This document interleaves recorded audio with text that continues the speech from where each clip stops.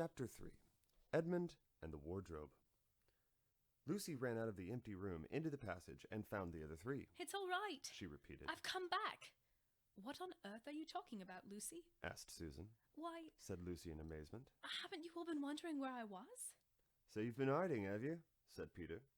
Poor old Lou, hiding and nobody noticed. You'll have to hide longer than that if you want people to start looking for you. But I've been away for hours and hours, said Lucy. The others all stared at one another. Batty, said Edmund, tapping his head. Quite batty. What do you mean, Lou? Asked Peter. What I said, answered Lucy. It was just after breakfast when I went into the wardrobe, and I've been away for hours and hours, and I had tea and all sorts of things have happened. Don't be silly, Lucy, said Susan. We've only just come out of that room a moment ago, and you were there then. She's not being silly at all, said Peter. She's just making up a story for fun, aren't you, Lou? And why shouldn't she? No, Peter, I'm not, she said. It's a magic wardrobe. There's a wood inside it, and it's snowing, and there's a faun and a witch, and it's called Narnia. Come and see.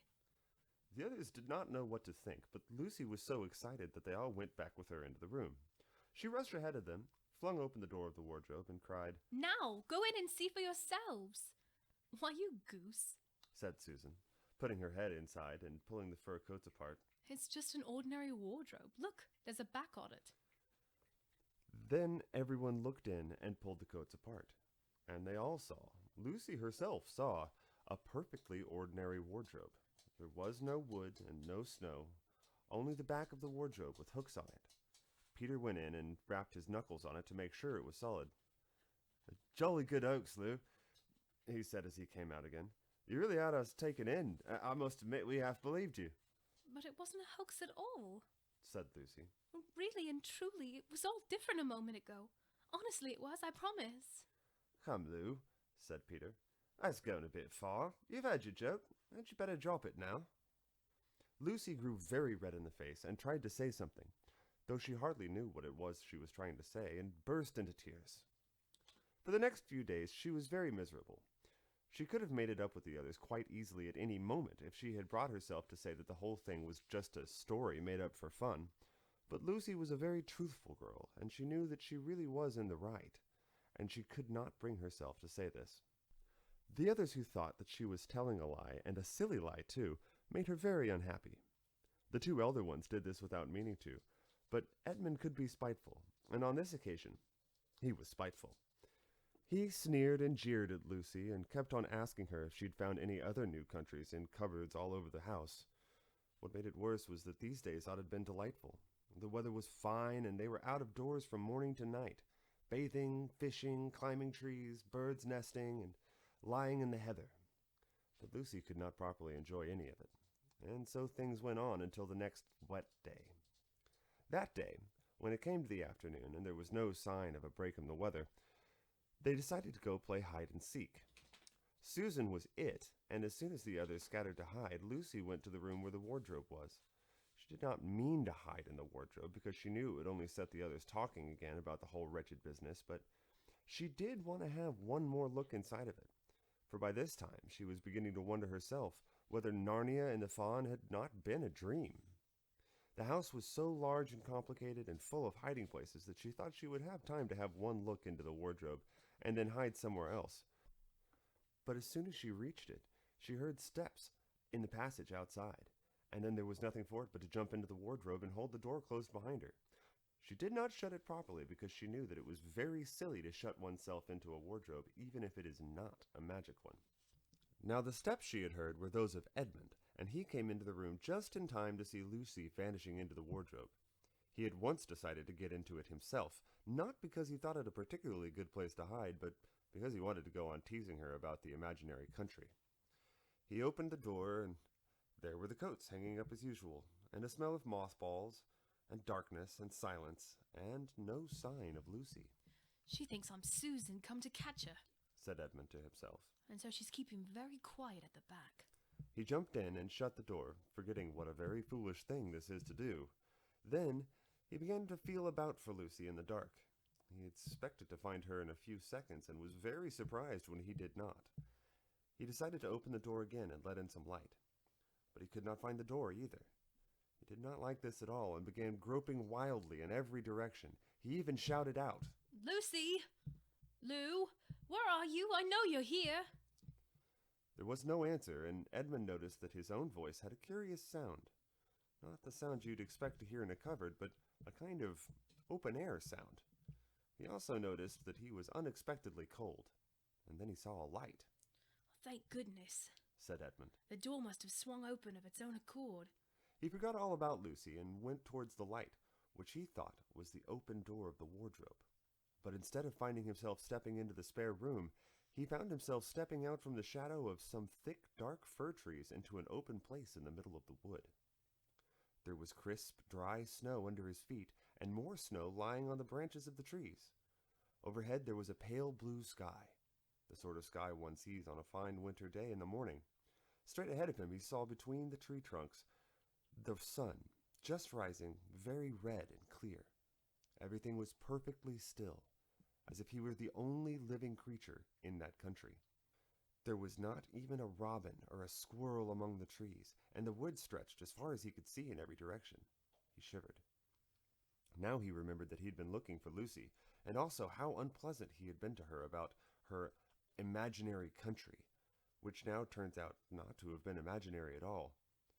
He thought that she must be somewhere quite close, and so he shouted, Lucy? Lucy! I'm here too! Edmund! There was no answer.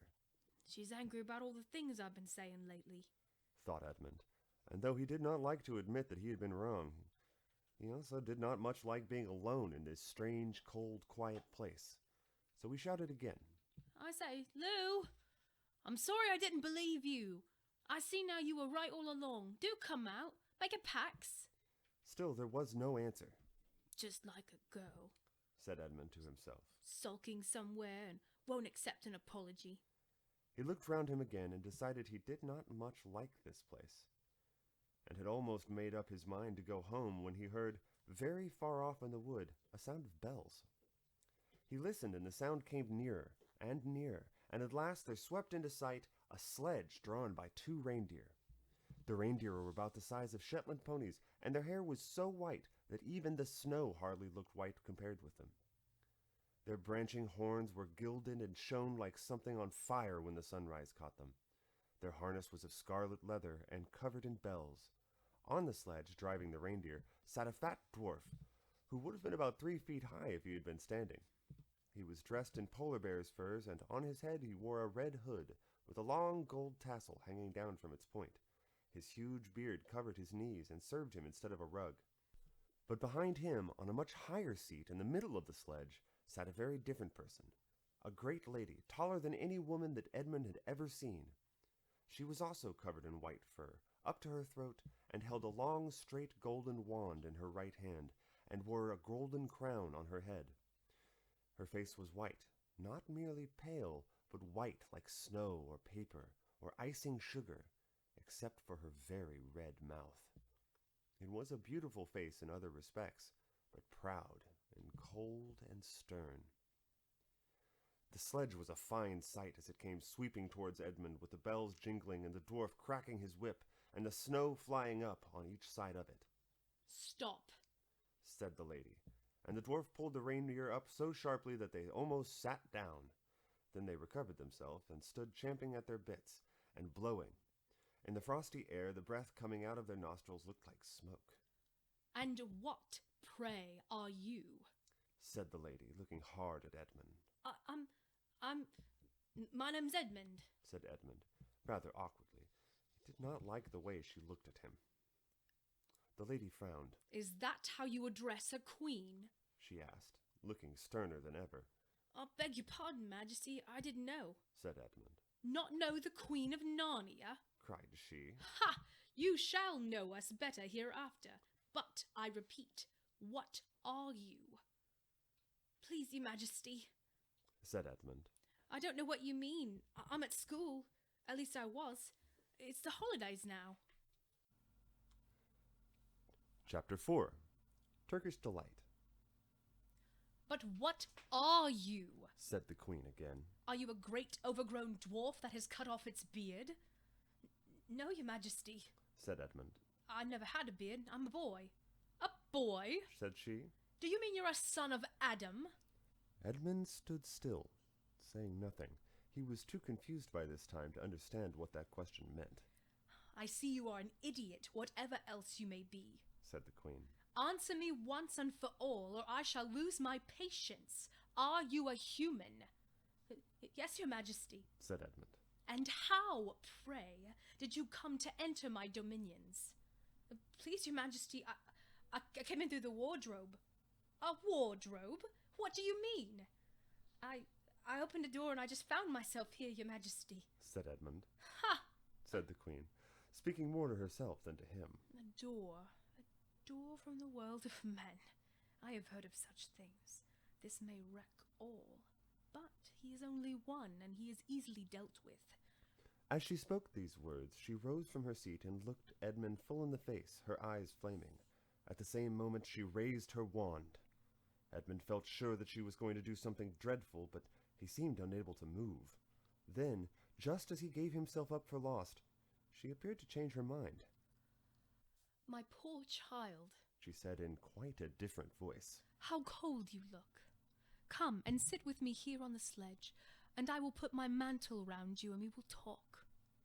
Edmund did not like this arrangement at all, but he dared not disobey. He stepped onto the sledge and sat at her feet, and she put a fold of her fur mantle around him and tucked it in well. Perhaps something hot to drink, said the queen. Should you like that? Yes, please, your majesty, said Edmund, whose teeth were chattering. The queen took from somewhere among her wrappings a very small bottle, which looked as if it were made of copper. Then, holding out her arm, she let one drop fall from it onto the snow beside the sledge. Edmund saw the drop for a second in mid-air, shining like a diamond. But the moment it touched the snow, there was a hissing sound, and there stood a jeweled cup full of something that steamed. The dwarf immediately took this and handed it to Edmund with a bow and a smile. Not a very nice smile. Edmund felt much better as he began to sip the hot drink. It was something he had never tasted before, very sweet and foamy and creamy, and it warmed him right down to the bones. It is dull, son of Adam, to drink without eating, said the queen presently. What would you like to eat? Turkish delight, please, your majesty, said Edmund. The queen let another drop fall from her bottle onto the snow, and instantly there appeared a round box tied with green silk ribbon, which, when opened, turned out to contain several pounds of the best Turkish delight. Each piece was sweet and light to the very center, and Edmund had never tasted anything more delicious. He was quite warm now and very comfortable. While he was eating, the queen kept asking him questions. At first, Edmund tried to remember that it is rude to speak with one's mouth full, but soon he forgot all about this, and thought only of trying to shovel down as much Turkish delight as he could. And the more he ate, the more he wanted to eat, and he never asked himself why the queen should be so inquisitive. She got him to tell her that he had one brother and two sisters, and that one of his sisters had already been in Narnia, and that she had met a faun there, and that no one except himself and his brother and his sisters knew anything about Narnia. She seemed especially interested in the fact that there were 4 of them, and kept coming back to it. You are sure there are just 4 of you? She asked. 2 sons of Adam and 2 daughters of Eve, neither more nor less. And Edmund, with his mouth full of Turkish delight, kept on saying, Yes, I told you before. And forgetting to call her your majesty, but she didn't seem to mind now. At last, the Turkish delight was all finished, and Edmund was looking very hard at the empty box and wishing that she would ask him whether he would like some more. Probably the queen knew quite well what he was thinking, for she knew, though Edmund did not, that this was enchanted Turkish delight, and that anyone who had once tasted it would want more and more of it, and would even, if they were allowed, go on eating it until they killed themselves. But she did not offer him any more. Instead, she said to him, Son of Adam, I should so much like to see your brother and your 2 sisters. Will you bring them to see me? I'll try, said Edmund, still looking at the empty box. Because if you did come again, bringing them with you, of course, I'd be able to give you some more Turkish delight. I can't do it now. The magic will only work once. In my own house, it would be another matter.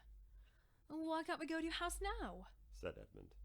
When he had first got on the sledge, He had been afraid that she might drive away with him to some unknown place from which he would not be able to get back, but he had forgotten about that fear now.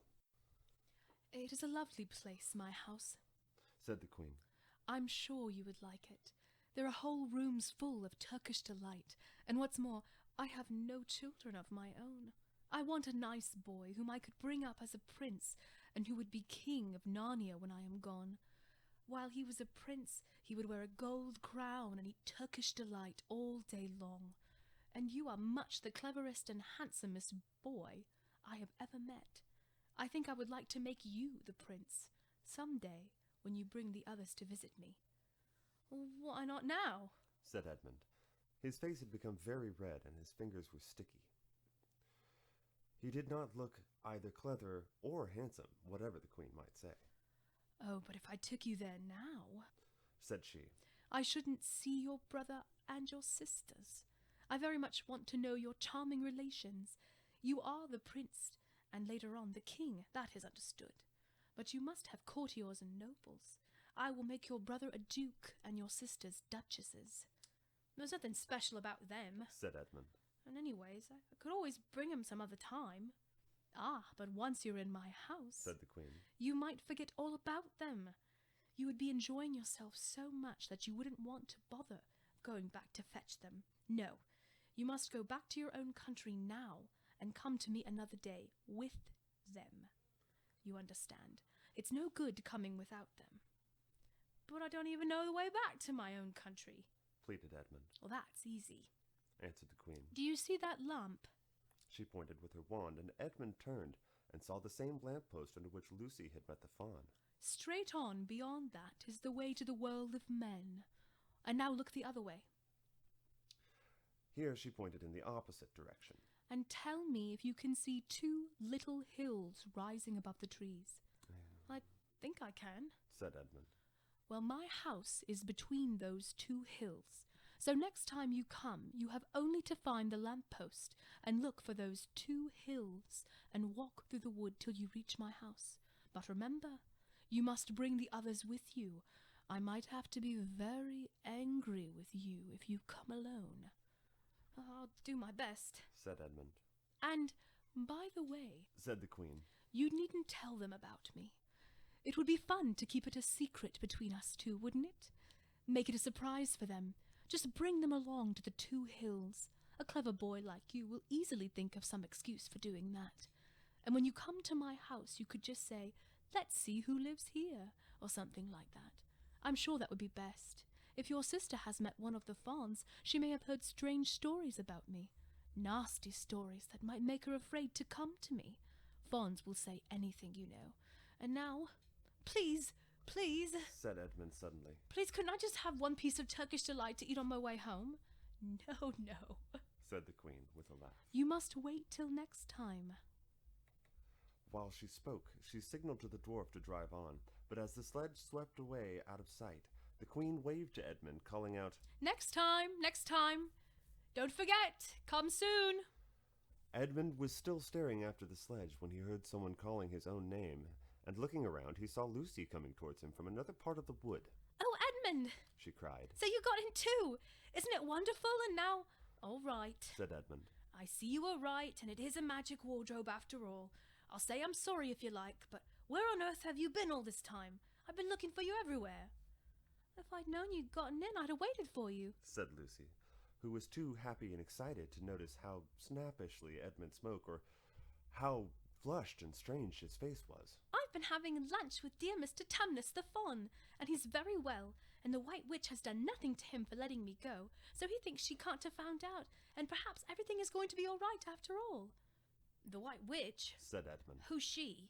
She's a perfectly terrible person, said Lucy. She calls herself the Queen of Narnia, though she has no right to be queen at all.